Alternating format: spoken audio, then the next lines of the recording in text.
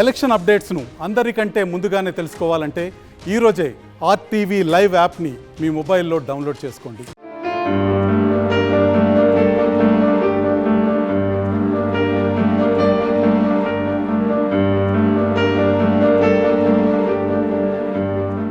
లక్షట్పేట మండలం తిమ్మాపురం గ్రామంలో ప్రధానంగా లింగయ్య దుస్థితి ఇది. పూర్తిగా ఆర్టీవీ ఎక్స్క్లూజివ్గా చూపెట్టే ప్రయత్నం మనం చేస్తున్నాం. ఇదే మరుగుదొడ్డు 12 సంవత్సరాలుగా ఇదే మరుగుదొడ్డి తనకు ఇల్లుగా గదిగా డబుల్ బెడ్రూమ్ అని ఆయన భావిస్తున్న పరిస్థితి కనబడుతుంది.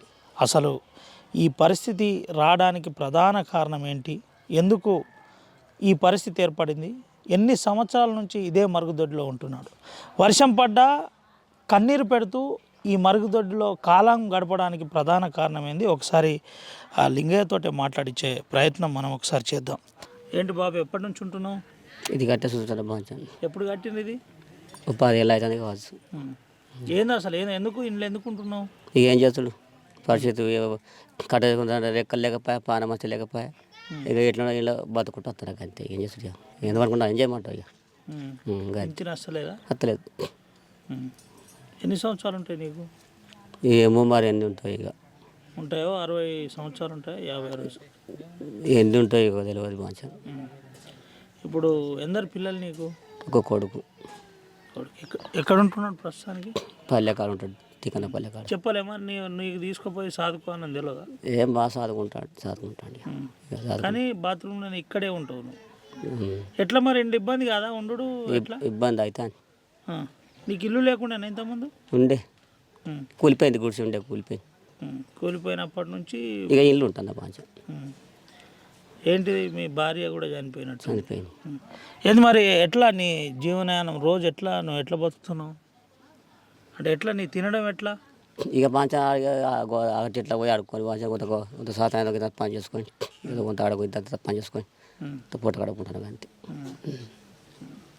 ఎన్ని భూములు జాగలేమన్నా ఉన్నాయా?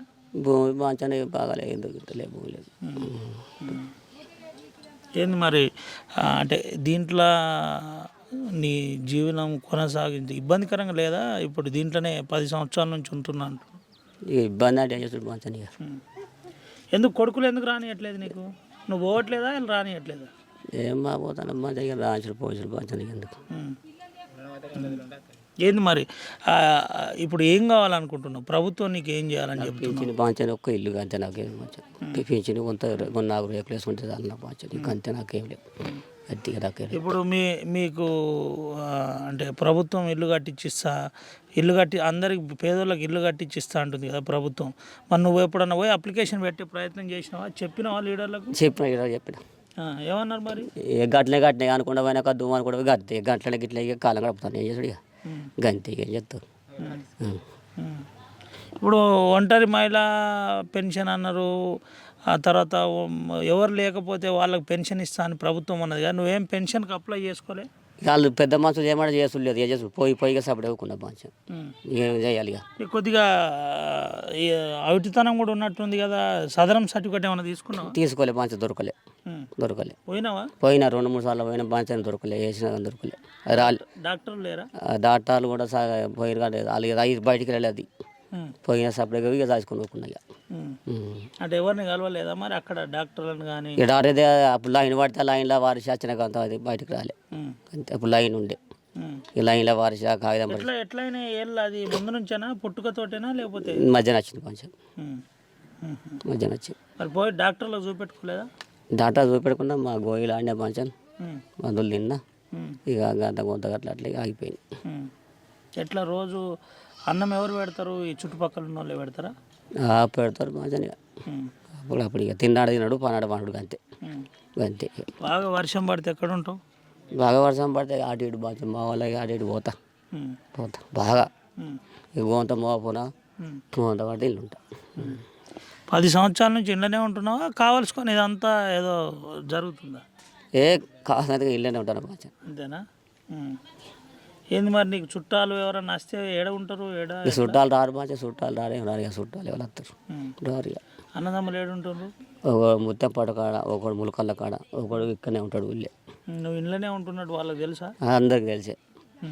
చుట్టాలకు అందరికీ తెలిసే, అందరికీ ఎరికే. ఇప్పుడు ఏం కోరుకుంటున్నావు ప్రభుత్వం నుంచి? నాకు రేకులు పిచ్చిడికి అంతే, మంచిగా ఏం కోరుకుంటలేదు, ఏం లేదు మంచిగా. ఓటు హక్కు ఉందా? ఉన్నది ఓటు, వేసినావా మొన్న ఓటు? వేసిన మంచిగా నిజం చెప్పు.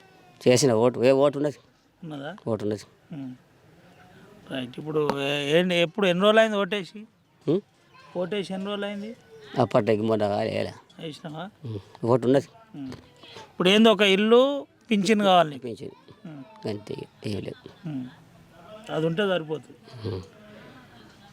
ఇది పరిస్థితి. ఒక ఇల్లు ఒక పెన్షన్ ఉంటే సరిపోతుందని చెబుతున్న పరిస్థితి కనబడుతుంది. అయితే ఈ మరుగుదొడ్డే తన జీవనాధారం. 10 సంవత్సరాలుగా ఇదే మరుగుదొడ్లో ఉంటున్న పరిస్థితి కనబడుతుంది. దీంతో పాటు ప్రధానంగా నేను ఓటర్నని ఓటు హక్కు వినియోగించాను, కానీ ఏ ప్రభుత్వం అధికారులు కానీ రాజకీయ నాయకులు కానీ కనీసం కన్నెత్తి కూడా మళ్ళీ చూడలేదని చెప్పే ప్రయత్నం జరుగుతుంది. పూర్తిగా తన జీవన ఉపాధి గడుపుకోవడానికి ఈ చుట్టుపక్కల ఉన్న వారితో తను అడుక్కొని తినవలసిన పరిస్థితి ఏర్పడుతుందని చెబుతున్నారు.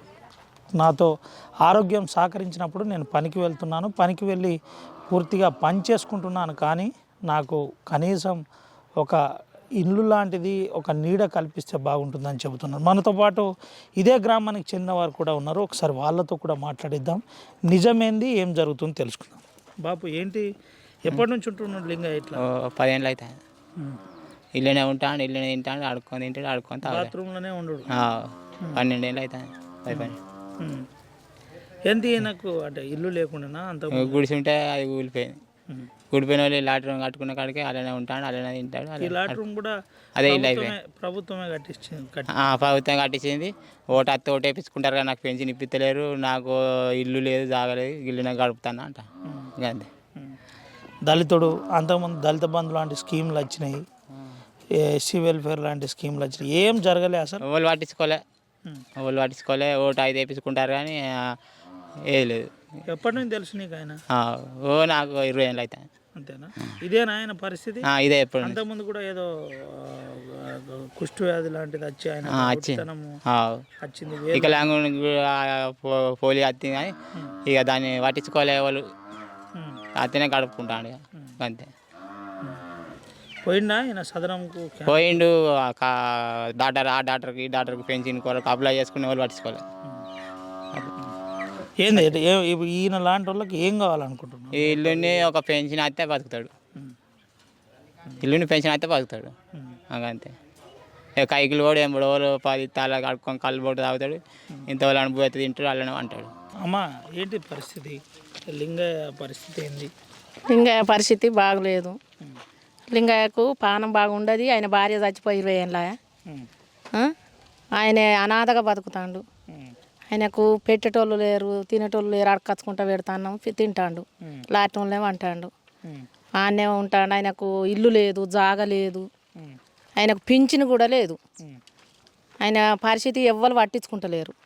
ఓటు అయితే వేసుకుంటారు, ఓటుకు తీసుకున్న వాళ్ళు గిట్ట చేస్తామంటే కూడా చేస్తలేరు. ఇక అలా పరిస్థితి గట్టున్నది. మరి ఆయనను పట్టించుకునేటోళ్ళు ఎవరు ఉన్నారో ఆయనను పట్టించుకొని అన్నీ మంచిగా సక్రమంగా చేయమని అడుగుతున్నాం. ఎన్ని సంవత్సరాల నుంచి బాత్రూంలో ఉంటున్నాం? 10 సంవత్సరాల ఉంది. భార్య చచ్చిపోయినాక ఉంది. వర్షం ఏమన్నా వస్తే ఇదే పరిస్థితి? నీళ్ళు వస్తే అంటనే వండుకున్నాడు, నీళ్ళు వస్తే ఇంకా ఎవరినన్నా పోయి పండు. అది రేకుల కింద బాగా వస్తే ఆ రేకుల కింద వంటాడు, లేకపోతే అన్ననే వండుకుంటాడు. ఏందమ్మా మరి, అంటే మీరు ఇక్కడ ఉన్న సర్పంచ్ లీడర్ ఎవరైనా ఏమైనా చేస్తారా? ఎవరు ఏం చెయ్యలేదు ఇంక ఇంతవరకు. వాళ్ళోళ్ళు కూడా వేయిండ్రు, అడిగిండ్రు. వాళ్ళ కొడుకు ఇక్కడ ఇల్లు లేదు, జాగలేదా అని వాళ్ళ కొడుకు కూడా వాళ్ళ అమ్మమ్మ తీసుకుపోయి సాదుకున్నది, అక్కడనే ఉంటాడు. ఇక ఈయన అటు ఇటు తిరుక్కుంటే గదే ఇక తిరుక్కుంటూ ఉంటాడు. పింఛను కోసం ఎన్నోసార్లు ప్రయత్నం చేశాడు, కానీ అది కుదరలేదని చెబుతున్నారు. చివరికి ఆరోగ్యం కోసం మద్యానికి కూడా అడాక్ట్ కావాల్సి వచ్చింది. అప్పుడప్పుడు మద్యం కూడా సేవించే పరిస్థితి ఏర్పడింది అని చెబుతున్న పరిస్థితి కనబడుతుంది. ప్రధానంగా గ్రామంలో ఇలాంటి దుస్థితి ఎవరికి రావద్దని బాధపడుతున్న పరిస్థితి కనబడుతుంది. లింగయ్యకు వెంటనే ప్రభుత్వం ఆదరించాలని, ప్రభుత్వం తరపున పూర్తి స్థాయిలో తనకు ఉపాధి కల్పించే ప్రయత్నం చేయాలని చెబుతున్న పరిస్థితి కనబడుతుంది. పెన్షన్ లాంటిది కావచ్చు, అదేవిధంగా కనీసం ఉండడానికి ఒక గూడు లాంటిది ఏర్పాటు జరిగే విధంగా చూడాలని చెబుతున్న పరిస్థితి కనబడుతుంది. సుమంత రవినా కార్ టీవీ ఆదిలాబాద్ నుంచి.